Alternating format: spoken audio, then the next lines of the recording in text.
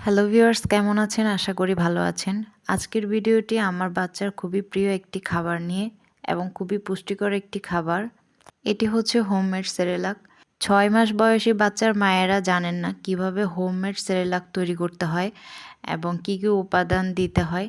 তাই আজকের ভিডিওটি আপনাদের জন্য। কী কী উপকরণ দিয়ে হোমমেড সেরেলাক তৈরি করা যায় এবং এর রান্নার পদ্ধতি সম্পর্কে জানতে হলে আপনাকে পুরোটা ভিডিও দেখতে হবে। চলুন এবার জানা যাক হোমমেড সেরেলাক তৈরিতে কী কী উপকরণ দেওয়া যায় এবং আমি কী কী দিয়েছি।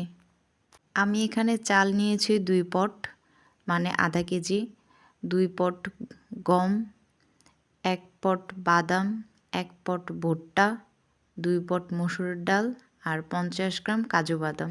আমি এগুলো চাল গুঁড়া করার দোকান থেকে গুঁড়া করে এনে এবার গুঁড়াগুলোকে আমি হালকা করে চুলায় ভেজে নিচ্ছি।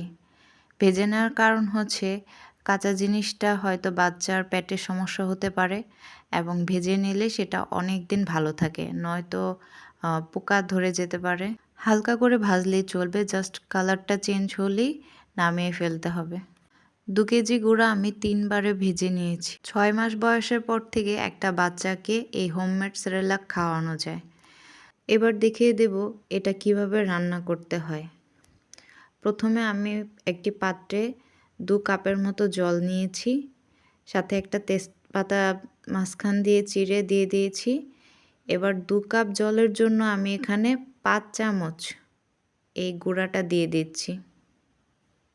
সেরেলাকটা অবশ্যই ঠান্ডা জলে মিশাতে হবে, তা না হলে দলা পেকে যাবে এবং মেশানোর পর অনবরত নাড়তে হবে।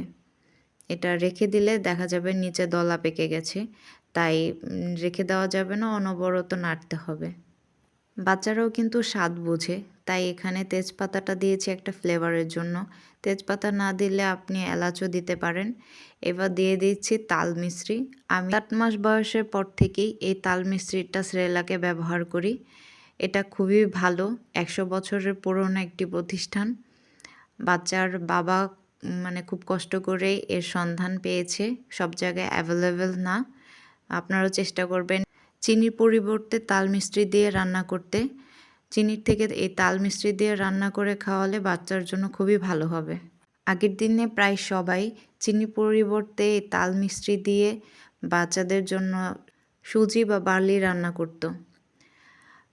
সেরেলাক প্রায় হয়ে গেছে, এরকম ঘন হলে বুঝতে হবে যে এটা হয়ে গেছে। ঠান্ডা হলে কিন্তু আরও ঘন হবে, তাই একটু পাতলা অবস্থায় নামিয়ে নিতে হবে। মোট 5 মিনিট বা 7 মিনিট রান্না করলেই হবে। এবার আমি একটা থালে এটা নামিয়ে নিচ্ছি আর অ্যাড করছি 1.5 চামচ ফর্মুলা দুধ।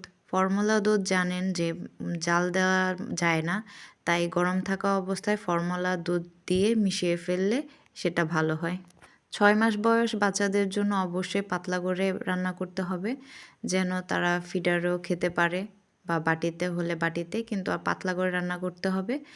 আর 1-2 বছর হলে একটু ঘন করে রান্না করতে হবে, যাতে তাদের পেটে অনেকক্ষণ থাকে। আমার ভিডিওটি আপনাদের উপকারে আসলে অবশ্যই একটি লাইক দিবেন এবং চ্যানেলটি সাবস্ক্রাইব করে দিয়ে আপনাদের পাশে রাখবেন।